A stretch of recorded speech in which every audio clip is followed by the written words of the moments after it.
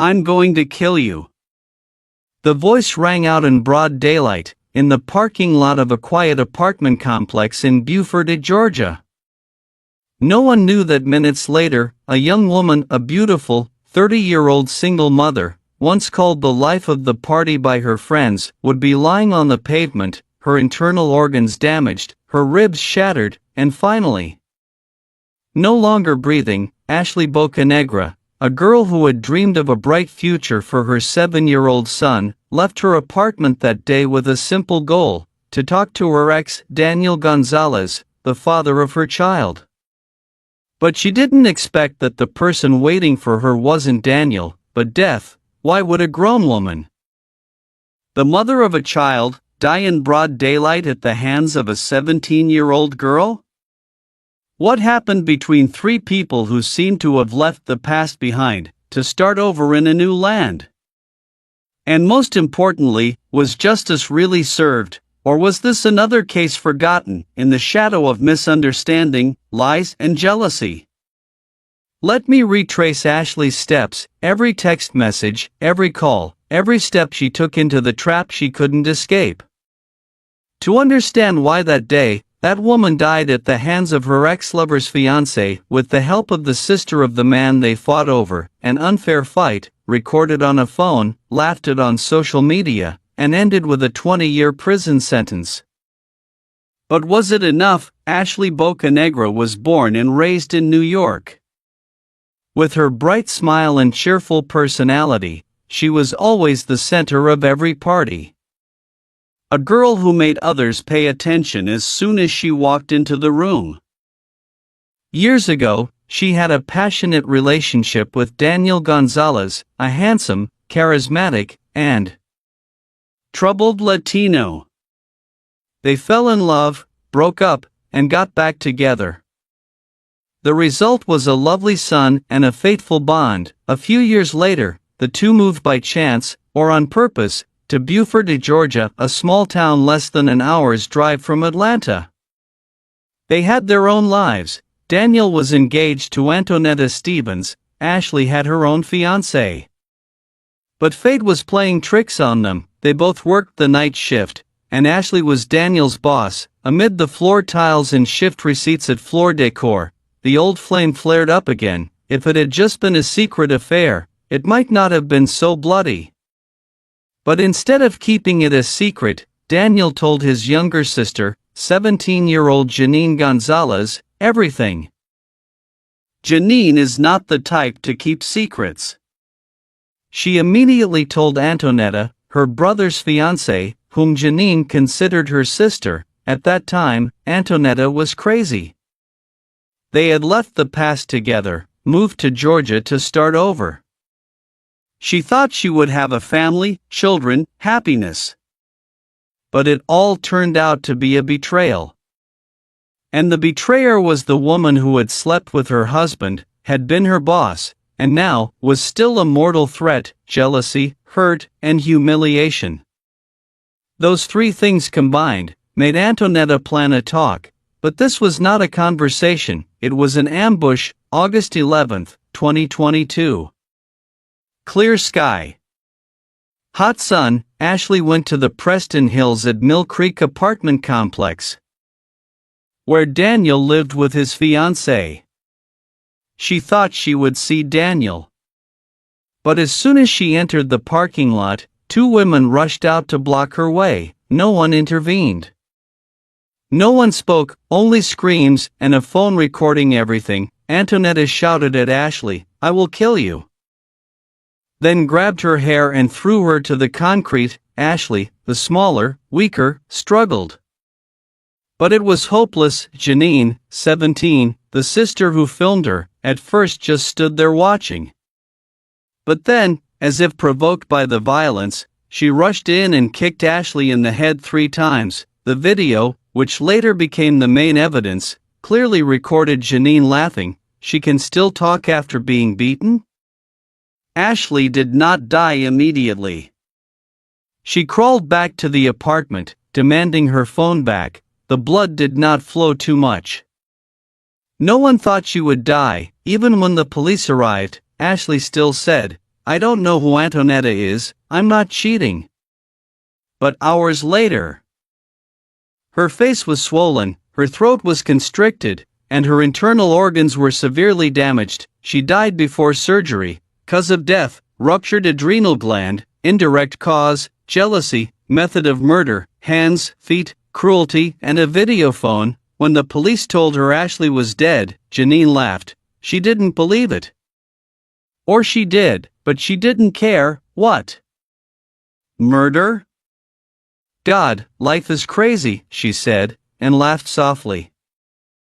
She was only 17, but she was officially charged with murder. Same with her sister-in-law, Antonetta, Buford, Georgia, a small town, so quiet that many people don't bother locking their doors at night, where kids ride bikes in the yard, where mothers chat on their balconies, where it seems like everyone knows each other, or at least thinks they know the people living next door.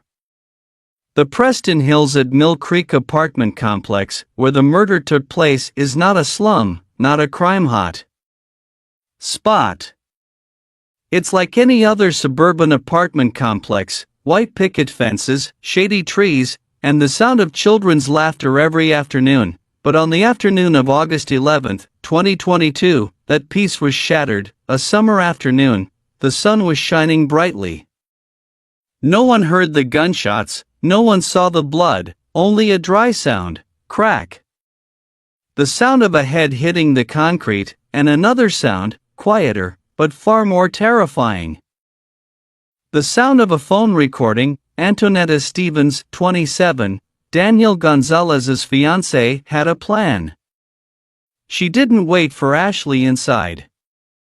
She and Janine, her teenage sister-in-law, went out to the parking lot to pick up the girl. No one in the neighborhood stopped her. No one called the police when they heard the initial screams. Some saw it, but they thought, it must be a jealous fight. But the truth was, this wasn't a fight. This was an execution. Ashley arrived at the apartment complex without a weapon. No weapon, no companion, no warning. She thought she'd see Daniel. But he wasn't the one who opened the door. She was dragged out into the parking lot. The fight started with a grab of her hair. Antonetta was bigger, stronger. She tackled Ashley to the ground, smashed her head into the pavement, and screamed, "I'm going to kill you." Daniel's sister, Janine, stood by filming. But soon she couldn't take it anymore. She lunged. Kicked Ashley in the head. Multiple times. As Ashley begged to get up, Antonetta snatched her phone and handed it to Janine. They intended to use it to call Ashley's fiancé to reveal the truth, that she was having an affair with Daniel, but they didn't, they just laughed. Then the beating continued. An office worker at the apartment complex heard the screaming. Finally, they called 911. When the police arrived, Ashley was still alive. She staggered to her feet, demanded her phone back, and staggered back to her apartment. Daniel, awakened by the fighting, came out too late. He saw Ashley's face red and swollen, but still talking. Little did he know, she was broken inside. Daniel didn't stop the attack. The police didn't immediately arrest anyone. Ashley, in a call from the hospital, said she didn't know anyone named Antonetta. She denied having an affair. Everything seemed like it would end like a love quarrel. But a few hours later, Ashley stopped breathing. When the police returned to Daniel's apartment that evening, no one cried, not a tear, not a trace of remorse. When the investigator announced that Ashley was dead, Antonetta just sighed softly, then said, "I'm sorry, but she came to my house." She repeated it like a moral shield. "I didn't invite her. I didn't hit her. She came to Daniel, not me." But the truth was, Antonetta and Janine had used Daniel's phone while he was sleeping to text Ashley to lure her to the house. What do we call that? Murder? Ambush? Jealousy. When she was brought to the police station, Antonetta claimed to be depressed. She said she had bipolar disorder. She was a mother. She was trying to rebuild her life. But the cameras were still rolling. Janine's phone still had the video of Ashley being beaten, and the confession was recorded. Janine was different. She laughed throughout the interrogation. She was 17, but she acted like a kid who had just been arrested for stealing candy. She laughed when she was told she had broad shoulders.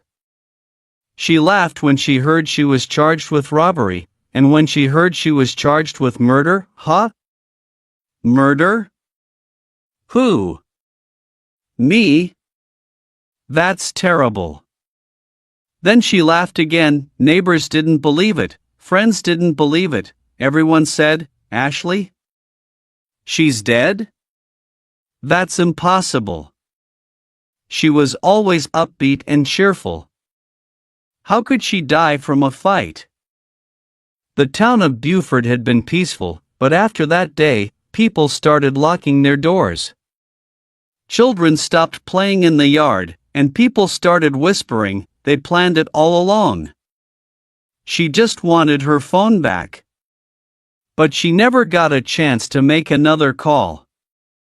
Ashley Bocanegra, 30 years old, single mother. Exemplary employee. Respected manager by her colleagues, but above all, she is a mother who loves her children unconditionally. Related people describe Ashley as a little sun wherever she goes. The space brightens. She wanted to become a veterinarian, because she loved her little cat named Princess since childhood. When that dream didn't come true, she switched to retail. Not because she liked it, but because she wanted to give her 7-year-old son a full life. The love between Ashley and Daniel was not new. They were passionately in love, had a child together, then broke up because of irreconcilable conflicts, but fate or some blind bond makes them work together again, sleep together again. Even though Daniel is engaged. She wasn't perfect. But she never hurt anyone. Why did she die that way? A close friend of Ashley said through tears, Daniel Gonzalez, a man living between two women, he didn't choose, he didn't decide, he didn't tell the truth. It was that ambiguity that killed Ashley. Who did Daniel love? No one knew, but when he told his sister Janine about his relationship with Ashley, who was his boss, Daniel set off a bomb. Janine didn't keep it a secret. She told Antonetta, who had treated her like a sister. From that moment on, everything changed. It was no longer a secret relationship. It was revenge. Antonetta didn't say anything to Ashley. No threatening text messages. No warnings. She kept quiet. She planned. And waited for the right moment. The scary thing is not the action, but the preparation time. She knew she was going to beat Ashley, and she brought along her cameraman, Janine. This wasn't a moment of impulse. This was a social execution. When the police investigated, they found small blood stains left on the concrete. Security cameras recorded the 3 women walking to the parking lot, but there was no footage of the assault, no screams for help. No one called the police first. Another strange thing, Ashley was conscious after the beating. She was able to walk.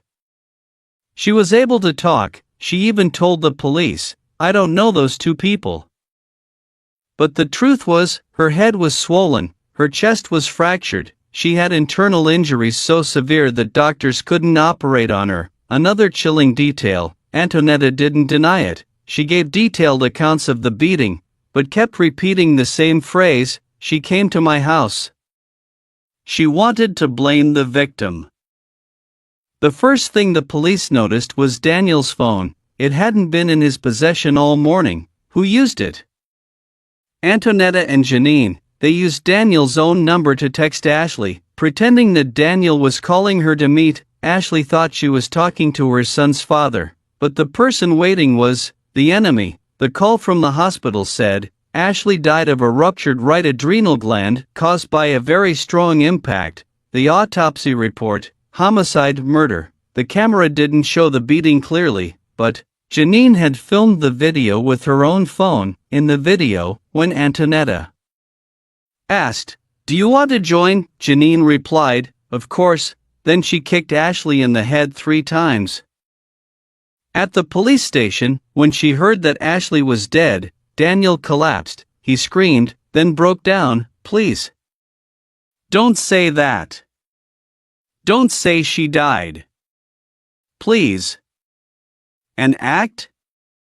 Or was it really that he didn't expect things to go this far? Antonetta was the opposite. She was quiet, unresponsive. She said only one thing when she heard Ashley's death: "I didn't try to kill her. I just wanted to teach her a lesson." Janine, 17, laughed again. Laughed when she was charged with robbery. Laughed when she heard the 2 words, murder. It was just hair. I just pulled her hair. And now it's like this. Have you ever thought, could this happen in your apartment complex? Could someone plan to beat someone to death just because of a few ambiguous text messages? Could a teenage girl laugh as she kills someone just because she slept with my brother? This was not an accident, it was a tragedy of jealousy, lies, and uncontrolled anger. The case quickly became a media sensation in Georgia. A woman was beaten to death in broad daylight by her ex-lover's fiancé with the help of his sister. The trial was tense and emotional. The most important piece of evidence, Janine Gonzalez's phone. She had recorded the beating. And in it, Antonetta turned to Janine and asked, "Do you want a piece of this?" And Janine at 17 smiled, nodded, and kicked the victim in the head. The defense attorney tried to get Janine to reduce the charge. She was just a bystander. If she was guilty, it was involuntary manslaughter, not murder. But the prosecutor countered, a bystander did not kick the victim in the head 3 times. The bystander did not laugh after hearing the news of the victim's death. The bystander did not take the phone and attempt to text the deceased's fiancé.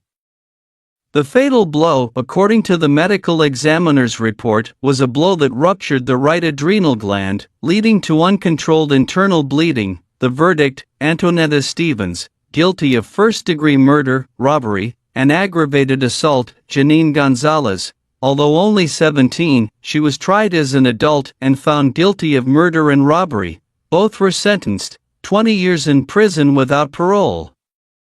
Ashley Bocanegra is gone. Her son, who was only 7, lost his mother. Her fiancé, who had planned to marry Ashley, had to pick her up from the hospital, instead of picking her up at the wedding. Daniel, the man in the middle of the incident, was not charged, but lives with guilt. "I never thought it would be like this. I never wanted Ashley to die. I lost everything." Ashley's family held a funeral in her hometown of New York. The costs were largely covered by a GoFundMe, with thousands of people donating. A cousin of Ashley said, "We thought she was safe. Who would have thought? Death would come right to the doorstep of the person she trusted. No one thought a fight would kill a young mother. No one believed a 17-year-old girl could calmly kick another person to death, and then laugh in an interrogation room. But it's true. Society needs to recognize, jealousy, if left unchecked, can become murderous. Social media, cameras, text messages, all can be used as evidence against you. No one has the right to take another person's life, no matter how much damage it causes, no matter how much you think you're the victim. If someone had listened to Ashley, if someone had stopped her that day, if someone had told her, "Don't go to that apartment, something's wrong," would she have survived? It was sunny when Ashley walked into the apartment. She didn't know she was walking into a trap. She just wanted to see her son's father, just wanted to get her phone back. But then, a punch, a kick, a drag. She would never see her son again. If that were your son, are you sure you could have saved him in time? If you saw your daughter meeting her married ex, would you have said, "Don't go"? And if you were ever so jealous that you wanted to hit someone, Would you have stopped and asked, "Is the price too great?"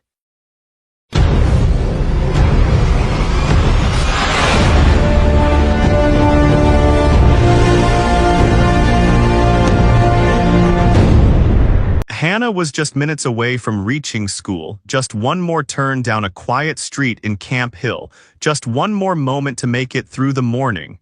But she never made it. It was a midweek morning.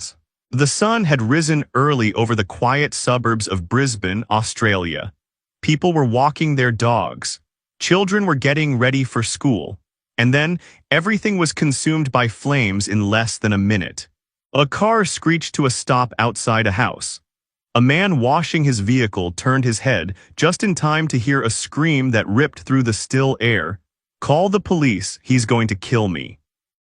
Inside a silver Kia Sportage, a woman was struggling desperately, her eyes wide with terror, her hands clawing at the window. Beside her sat a man, his gaze blank, his jaw clenched, holding a lighter in his hand. And then a deafening explosion. Flames erupted like a nightmare, without warning, without escape. A horrifying scene unfolded. A young mother, engulfed in fire, stumbled out of the vehicle. She screamed not for herself, "My kids. My babies are still in the car. Why didn't I stay with them?"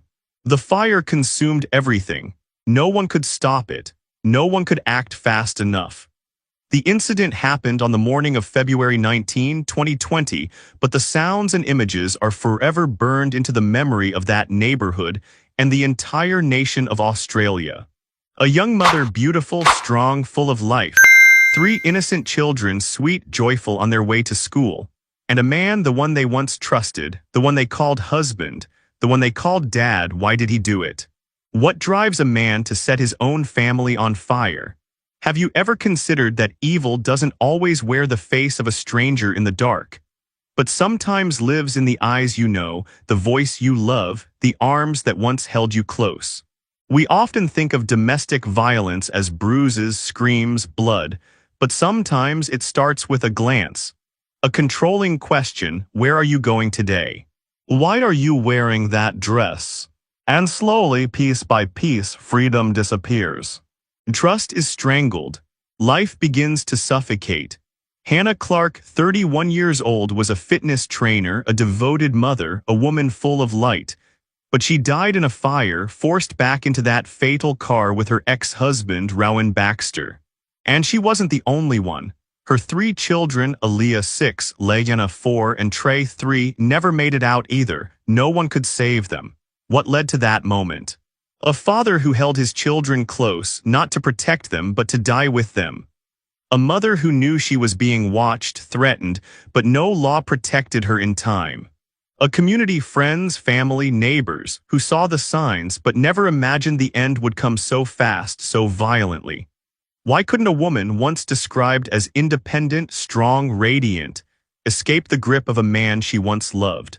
Why did the law, the police, and the people around her, who all knew something wasn't right, still fail to protect her and her children? And the most terrifying question of all, if this happened to someone you love, would you have time to save them? In this video series, I'll walk you through every step of Hannah's journey, from the first days she met, fell for, and married Rowan, to how she gradually lost herself in a marriage built on control and abuse. The early warning signs from a man hiding cruelty behind a model husband image. How Hannah, like so many victims, never realized she was being abused. And finally, the horrific case that woke a nation. You might think, that would never happen to me. But Hannah thought that too. She was the kind of woman everyone loved, a mother who would give everything for her kids. A friend, a daughter, a colleague, someone who brought light to others. But that light was extinguished by the very man who once promised to protect her. This wasn't just a murder. It was a warning. A wake-up call about domestic violence, the silence of communities, and the dangerous line between love and control. It's also a tribute to a woman who used her last breath to name her killer, so others might not suffer the same fate. So let's go back, detail by detail.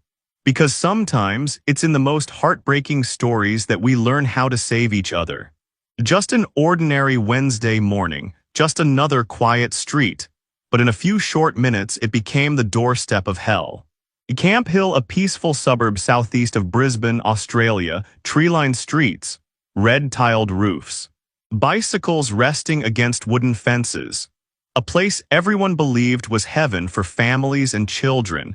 In Camp Hill, you didn't lock your doors, you greeted your neighbors every morning. Kids played in front yards without worry. And Hannah Clark once believed it was the safest place to raise her 3 children. She lived with her parents, Sue and Lloyd, after separating from her husband, Rowan Baxter. Hannah had walked away from a controlling marriage, trying to rebuild her life. Those who knew her described her as a mother who never took her eyes off her kids. Hannah always showed up with a smile, despite the pain she carried deep inside. That morning, February 19, 2020, began like any other.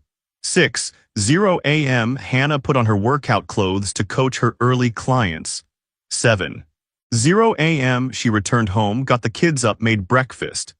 7:30 a.m. dressed in leggings, a tank top, hair tied high, she loaded the children into her Kia and headed to school. The car rolled out of the driveway with 4 lives inside. No one knew it would be the last time anyone saw her alive. As the Kia turned onto Raven Street, less than a kilometer from home, Hannah stopped. Someone blocked the road. Rowan Baxter, her estranged husband, appeared out of nowhere, holding a knife, eyes filled with rage. In an instant, he jumped into the car, forcing Hannah into the passenger seat. The car kept moving, now under his control. A neighbor heard the screeching tires. Another heard a blood-curdling scream from inside. "He's got a lighter, he's got petrol." And then it exploded. The Kia Sportage burst into flames in the middle of the street. Residents screamed, dialed emergency services, ran for fire extinguishers. A mother, burning alive, stumbled out of the car. She was still conscious. She was still speaking. Rowan did it. He poured petrol in the car. "My kids are still inside." Her final words were an accusation. Even burned on 97% of her body, Hannah chose to speak. So no one would doubt, so no one would excuse. Police and paramedics arrived within minutes. But it was too late. The children, Aaliyah, Leanna, and Trey, died instantly from burns and smoke inhalation. Rowan, who started it all, stabbed himself next to the vehicle. He died on the spot. Hannah was rushed to the hospital. She fought. She stayed awake, but she didn't make it. She passed that afternoon. Quietly, proudly, in excruciating pain, Australia was shaken. Live news reports streamed from the scene. Reporters wept on air talking about Hannah. Images of the charred car, white cloth-covered bodies, and Hannah's mother's devastated face. No one could believe this happened in Camp Hill, in Brisbane, in Australia, but this wasn't an accident, not a sudden fit of rage. It was the result of years of threats, ignored, dismissed, overlooked. And no one in her world acted soon enough to stop it. Friends of Hannah had seen it coming. They told stories of how Rowan controlled every part of her life, what she wore, where she went, who she spoke to. He didn't allow her to wear bikinis. He wouldn't let her leave the house unless she told him in advance. When she finally left the marriage, Rowan began stalking her. He sent anonymous emails. He made false reports to child services, accusing Hannah of abusing their kids. Her parents had called the police. They filed for restraining orders, but everything seemed to fall into the cracks between legal agencies. And when Hannah and her 3 children died, burned alive in broad daylight, it all became horrifyingly clear Rowan had planned it. He carried petrol on him. He knew the school drop-off schedule. He knew no one would be able to stop him if he moved fast enough. Peace had been shattered, not by a gunshot, but by years of silence surrounding domestic abuse. A silence that lasted far too long until it killed 4 innocent people. "We lived in the safest neighborhood in the city. We thought stuff like this only happens in movies. As if only I had noticed more." Those were the words spoken by Camp Hill residents after the tragedy. But sadly, they came too late. What about you? Have you ever heard a friend say, "My husband is so controlling"? Have you ever noticed someone quietly pulling away from their social life and thought, they must be busy? Have you ever looked into someone's eyes and missed the silent scream? What happened to Hannah wasn't random. It was the result of neglect, of people saying, it's probably not that serious. It's a private matter. Let them sort it out. It came from not believing women, even when they were crying for help. A few months before her death, Hannah posted on Facebook, "Believe women when they say they're being controlled, threatened. Sometimes you don't get a second chance to help." He was a fitness coach. He posted sweet photos holding his kids. He told the world he adored his wife, but behind the smile it was something else. A darkness of jealousy, obsession, and violence. Hannah Clark, 31, a mother, fitness enthusiast, a free-spirited woman. Rowan Baxter, 42, her ex-husband. He once had everything, a family, a business, respect at his gym. But there was one thing he couldn't accept losing: control. Before her name made headlines, Hannah was just a devoted mother. She loved sunflowers, she adored her cats, she once dreamed of opening a cozy cafe by the sea. She had 3 children, Aaliyah 6, Layana 4, and Trey 3. People remember the photos she shared online. Her 3 kids piled on the couch, messy hair, giggling. The caption read, "Mum is exhausted, but Mum is happy." She once said, "I don't love him anymore, but I believed he was a good father." Their marriage lasted almost a decade. From the outside, everything looked normal, but behind closed doors, it was a maze of control. Rowan didn't allow her to use social media without showing him posts first. He checked her phone messages. He monitored her bank accounts. He forced her to cut ties with her friends. Even her outfits, like gym leggings or tank tops, had to be approved by him. Friends described him as quick-tempered, irrationally jealous, the type to go cold if Hannah smiled at another man.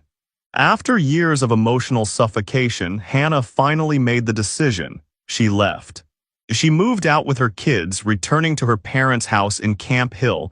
It seemed like a new beginning, but in reality, the fear was just getting started. She went to the police. Her family filed for protection orders. Family court issued a temporary restraining order. Rowan was banned from coming near her or the children. But a restraining order is just a piece of paper, and Rowan, like many abusers, knew it. He sent emails from fake accounts. He took photos of the kids from a distance and sent them to Hannah. He even accused her of emotional abuse, filing complaints with government agencies. One time he snuck into Aaliyah's school. He grabbed her during recess and ran off. Hannah found her 6 hours later, shaking, hiding in a school bathroom, not understanding what had happened. Then came the final spark. The family court ruled Hannah would have full custody of the children. Rowan would only be allowed 2 hours of supervised visitation per week. To a man obsessed with control, this was a death sentence. Is he planning something?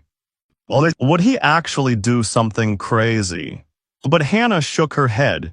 He loves the kids, he would never hurt them. But behind the scenes, Rowan had already started preparing. He'd been gathering supplies for weeks. He bought a can of petrol and hid it in the trunk of his car. He messaged friends things like, "If I can't have them, no one will. They want to destroy my life, I won't die alone."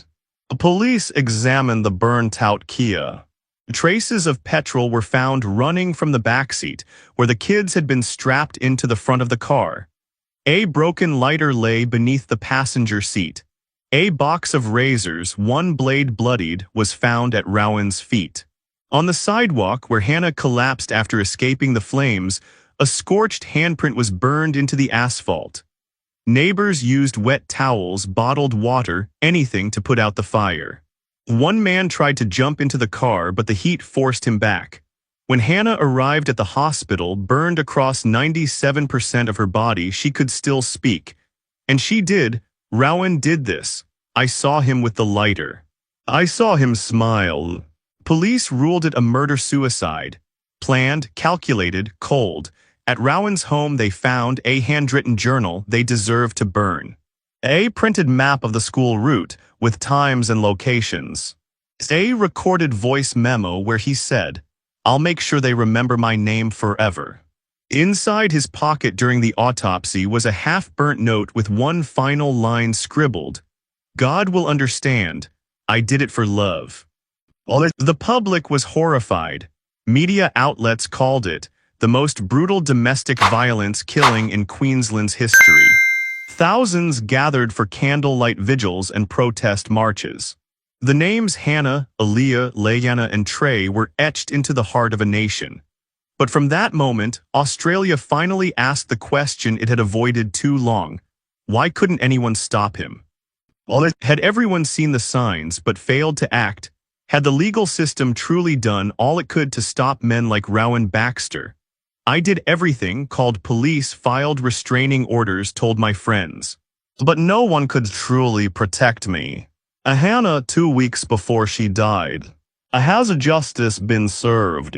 That's the question many asked after Rowan Baxter burned to death alongside the woman and children he claimed to love. But in the eyes of Hannah's parents, no justice could ever heal a scorched heart. Lloyd Clark, Hannah's father, later recalled, "There are no school runs anymore, no daycare pickups, just empty hours and memories that cut like glass." No one can truly understand what it's like for a father to bury his daughter and his 3 grandchildren in 4 small coffins.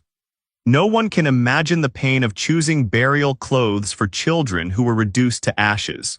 At their funeral, Hannah's white coffin was laid beside 3 smaller ones, decorated with sunflowers and soft toys. People who attended said, "We've never felt sadness so thick in the air." But amid the grief, a decision was made. The Clark family would not be silent. They would turn pain into purpose. After the tragedy, Lloyd and Sue Clark founded an organization called Small Steps for Hannah. Its mission, to raise awareness about domestic and family violence, to change the laws to protect women and children, to educate communities about the early signs of coercive control. "We lost 4 lives, but if we can save just one more family, we have to try." Since then, they've spoken at over 150 schools, connected with 2,000+ survivors, and campaigned to reform Australia's domestic violence laws. And the conversation finally changed. People started to talk openly about invisible violence, abuse that doesn't leave bruises, control that doesn't shout but whispers in every decision, fear that grows not from fists but from gaslighting and surveillance. Phrases like, "Why are you wearing that? Don't talk to other men.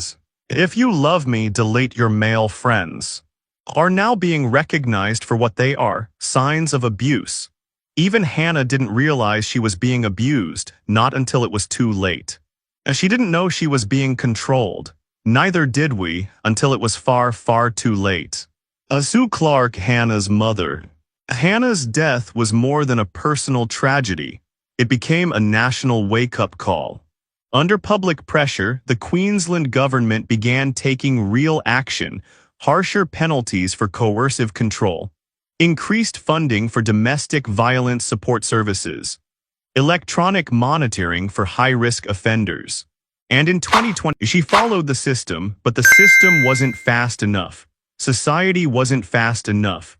And now we're left with the most haunting questions. If that were your daughter, would you have had time to save her?